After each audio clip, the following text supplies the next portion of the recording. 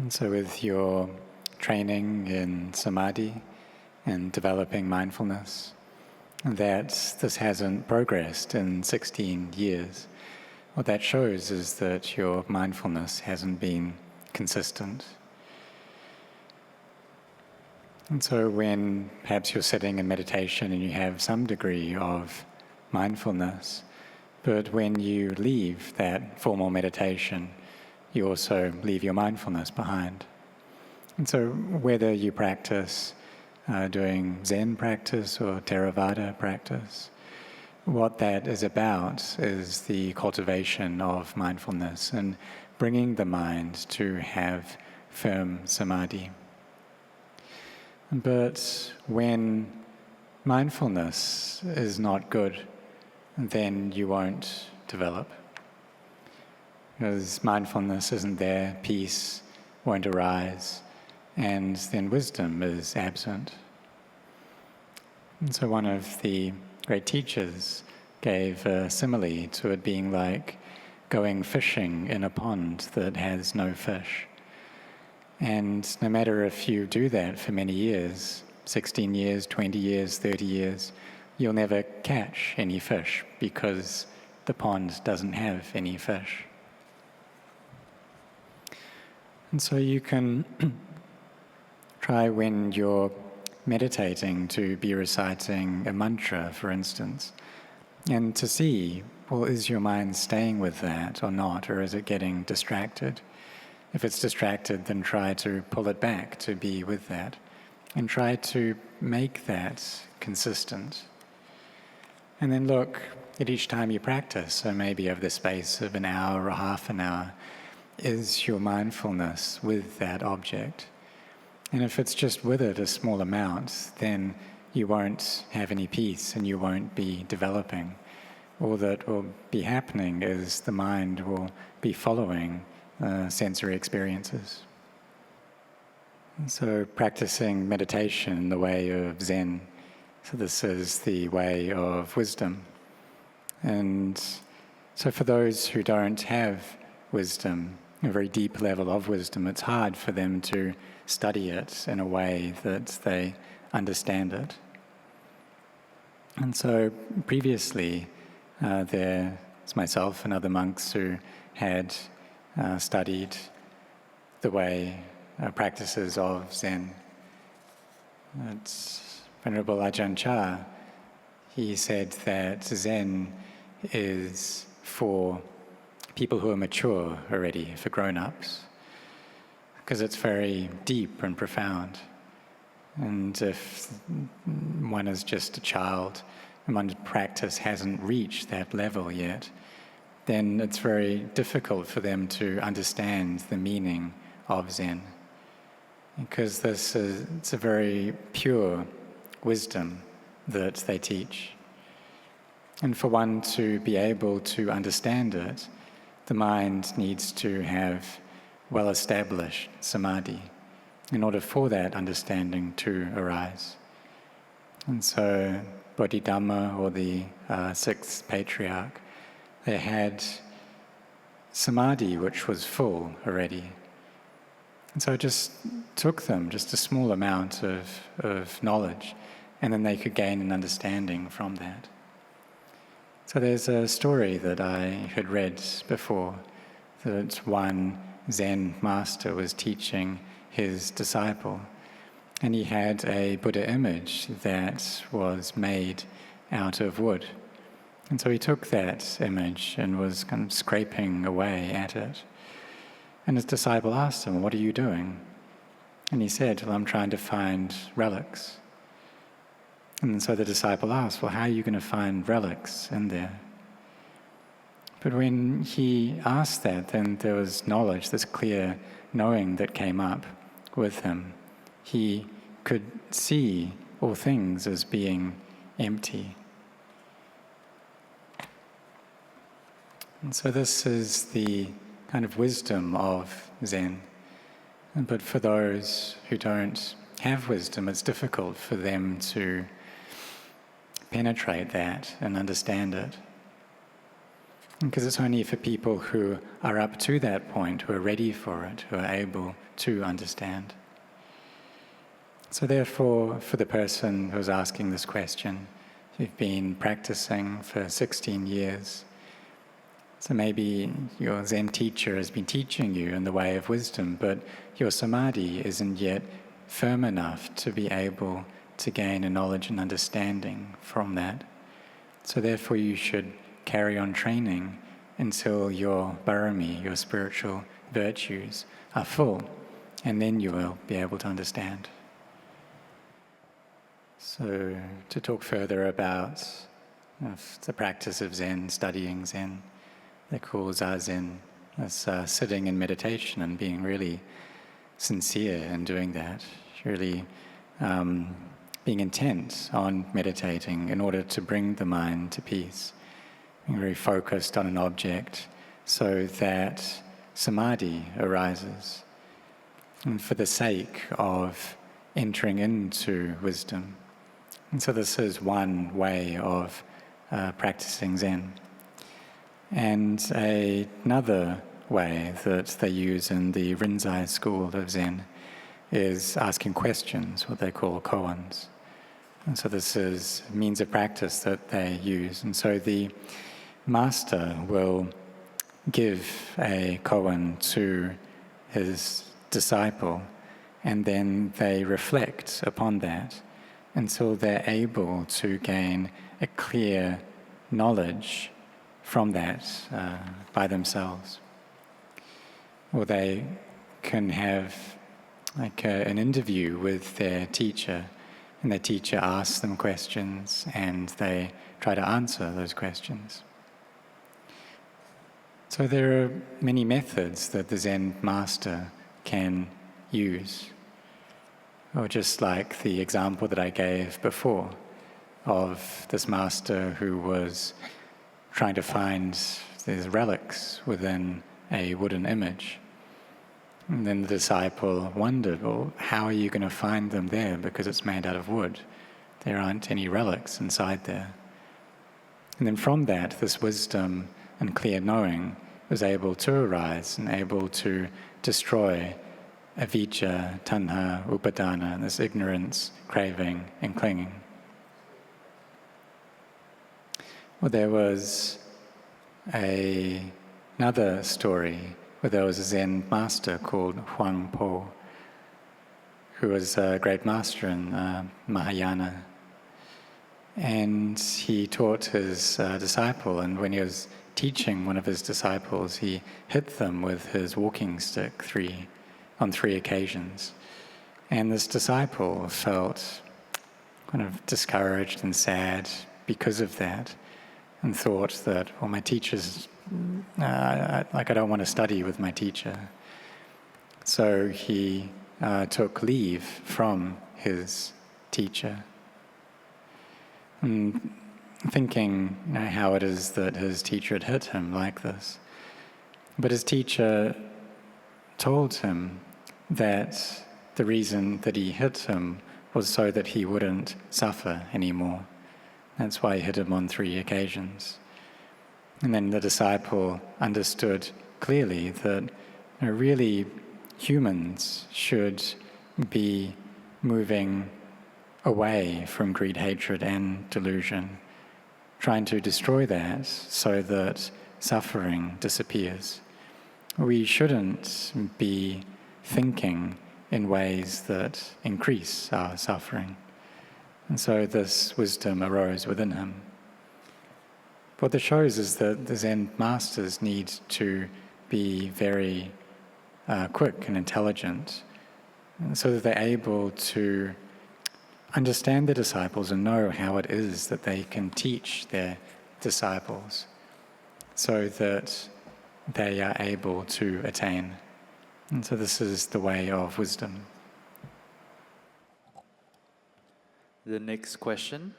Dear Lompo Anan, I noticed that there is a strong gossiping culture in my team.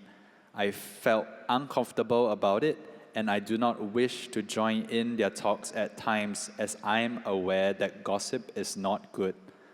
However, as they are my team members, it is hard not to gossip with them.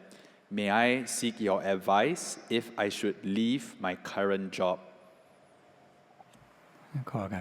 So the question asking about thinking of quitting one's job due to the gossiping culture there. So you should ask that if you leave your current job, will you be able to find another job? Will you still have other work to do? And if you don't, then things may well be more difficult than they were before.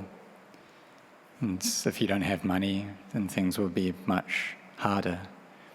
Or if you do find a new job, but in that new job there are still people who are gossiping just like your old job, and you have to be with them, but you see that what they're doing isn't good, then you'll need to leave that job, then find another job, and then you just carry on doing this over and over again without stop. Because the people in this world are this way.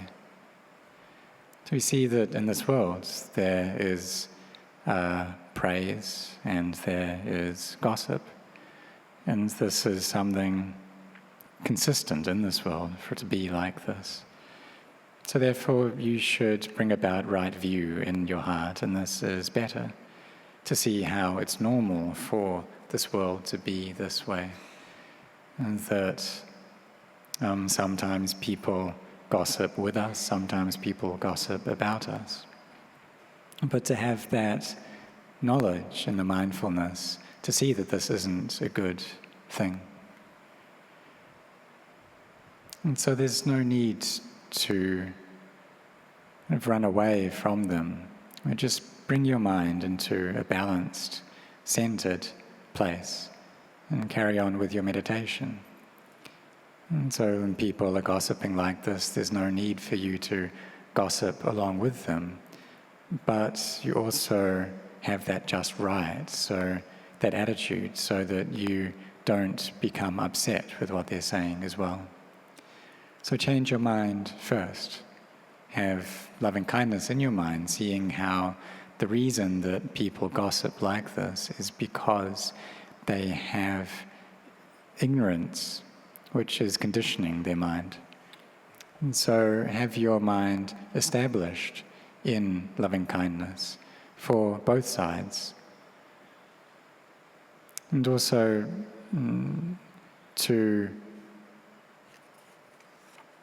that even though people are gossiping, it's still possible for you to be sitting with them. So like the people who are taking the precepts, but suppose there's other people who are drinking alcohol, well, it's still possible for them to sit with one another. And the one on the precepts, they can just have a drink of water or like a fizzy drink. But they can still talk with one another. And then the one keeping the precepts later on is able to drive those who have been drinking home. So there's benefit that can arise from that. The next question. Dear Lompo Anan, may I ask the following questions? Recently, as I've started to attend Dhamma talks and meditation retreats frequently, I started to lose interest in meeting my friends. I still do like meeting my friends, but I don't enjoy it as much as I did before. May I seek your advice on how to strike a balance in both areas?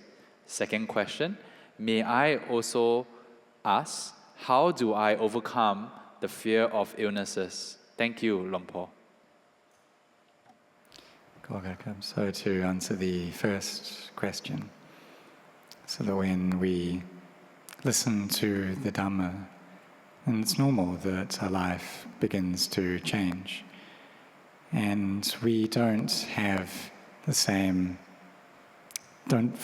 delight that we once did in the world. And rather there's this interest in the Dhamma that comes up, and we have this interest for the sake of developing knowledge, wisdom, and finding peace. So as we just carry on with our practice. That this is the path to understanding and to seeing the drawbacks in chaos, the drawbacks of not being peaceful, the drawbacks of finding delight in worldly things. And so it's, and in this delight and sort of hanging around with one's friends and finding fun in that. So this is very normal to be experiencing this. It's very normal. But it's also normal to get new friends as well, and friends whose views are similar to yours.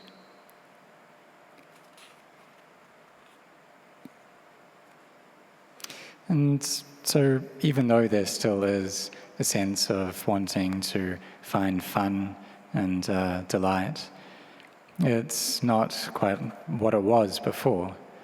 And so you see that that's due to this change that's happening in your mind, and this beginning to understand the Dhamma. So it's like the left and right-hand disciples of the Buddha, Venerable Sariputta and Mahamoggallana, that before they ordained, when they were lay people, that each year they would go to this annual festival and really delight in that, find a lot of fun in that. And each of them had 500 followers who would go with them as well. But when their barami really came up, was complete, they found a sense of boredom and weariness in that instead, because they saw how all of the people, so the people who were performing and the people who were watching, they all would have to die.